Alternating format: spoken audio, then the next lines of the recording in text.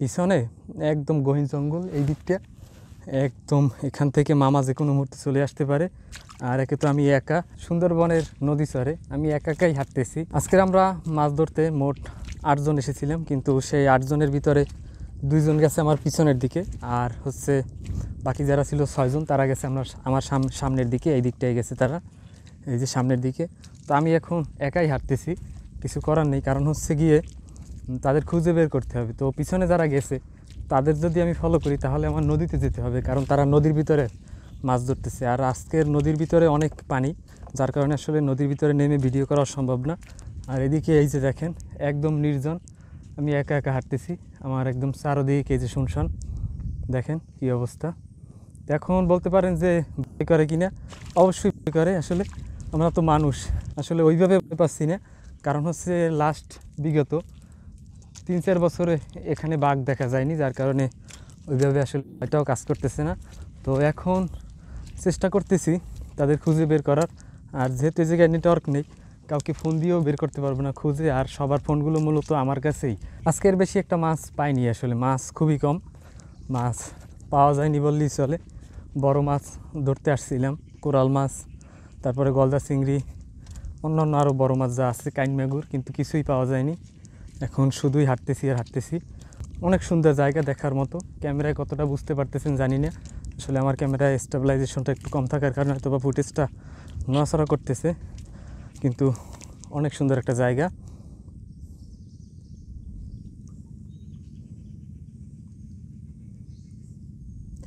এখন হয়তো বা বুঝতে পারছেন যে কত সুন্দর একটা জায়গা। তো সুন্দরবনে আসলে আমরা যতবারই আসি মোটামুটি মাছ পাই, কিন্তু এখন আজকের মাছ পেলাম না। আজকের আকাশ একদম পরিষ্কার নীল, দূরে ওই যে সাদা কিছু মেঘের বেলা দেখা যাচ্ছে।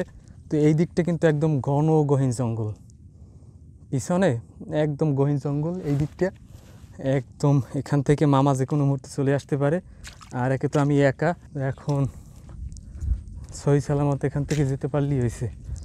একদম নিস্তব্ধ নিরিবিলি, এরকমের পরিস্থিতিতে এর আগে কখনোই পড়ি না, এই প্রথম।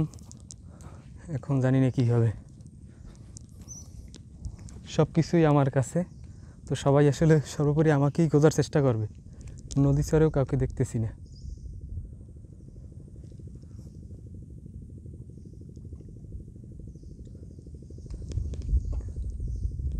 কেউ নেই বললেই চলে একদম।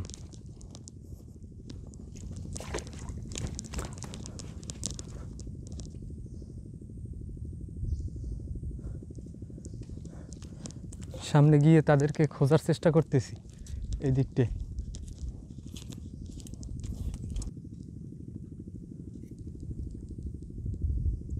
আর একটু সামনে যাব, সাহস করে আর একটু সামনে যাই, গিয়ে দেখি কি অবস্থা।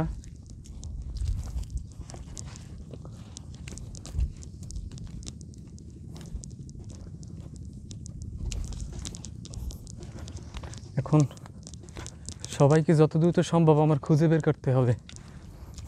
ক্যামেরাটা আমি ঘুরাই দিই, একটু ব্যাক ক্যামেরায় আপনাদের দেখাই। এখন দ্রুত হাঁটতে হবে, যত দ্রুত সম্ভব তাদের খুঁজে বের করতে হবে যেভাবেই হোক।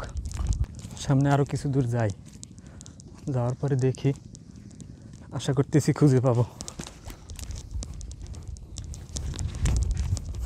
তো নদী চরে এরপর আমি একা হাঁটতেছিলাম, আর একা হাঁটার কারণে আসলে এরপরে ভিডিও করতে পারিনি। তো অনেক দূর হাঁটার পরে আমরা আমাদের দলের সদস্যদের খুঁজে পেলাম। এরপরে কিন্তু এই যে দেখেন নদী চরে আমরা আবার মাছ ধরা শুরু করলাম। আর নদীর চরে কিন্তু প্রচুর পরিমাণে এই যে বাটা মাছ দেখেন, আর এই মাছগুলো কিন্তু খেতে খুব সুস্বাদু হয়ে থাকে। আর এই মাছগুলো খুবই চালাক, আপনি চাইলেই দেখতে পারবেন না। দেখেন আমরা শুধু লাঠি জাল নিয়ে হেঁটে যাচ্ছি, আর এই মাছগুলো কিভাবে দৌড়ে ওখান থেকে চলে যাচ্ছে, কিন্তু চাইলেই ধরা যায় না। আর নদী চরে এই যে দেখেন জীবন্ত গাছ আছে, এই গাছগুলো যার কারণে জাল দিয়ে এই মাছগুলো এইভাবে ধরাও যায় না। তো তারপরেও আজকে আমাদের চেষ্টা অব্যাহত মাছ ধরা। তো আপনাদের ভিডিওর শুরুতে বললাম আজকে বেশি একটা মাছ পাইনি, তো তারপরে আমাদের চেষ্টা অব্যাহত, দেখি আমরা কি মাছ পাই, কারণ প্রতিদিন আমরা এর থেকে অনেক বেশি মাছ পাই। আজকের তুলনামূলক মাছ অনেক কমই পাইছি। আর এই ভিডিওটা হচ্ছে শীতের শুরুতে, সুন্দরবন কেমন এবং সুন্দরবনে কি পরিমাণ মাছ পাওয়া যাচ্ছে সেটা আমরা আপনাদের খুব শীঘ্রই দেখাবো। আর সেই ভিডিও দেখার জন্য অবশ্যই আমাদের সুন্দরবন এক্সপ্রেসের সাথে থাকবেন। ততক্ষণ যারা কষ্ট করে ভিডিওটা দেখলেন সবাইকে অসংখ্য ধন্যবাদ। এ বেটা অনেক কিন্তু যাই থাপ দেখছি এদিন বিশাল চরে हापे हुपे गादी एक जगह चित्ती रही देखबी एक कुछ काढ़ा ली और से को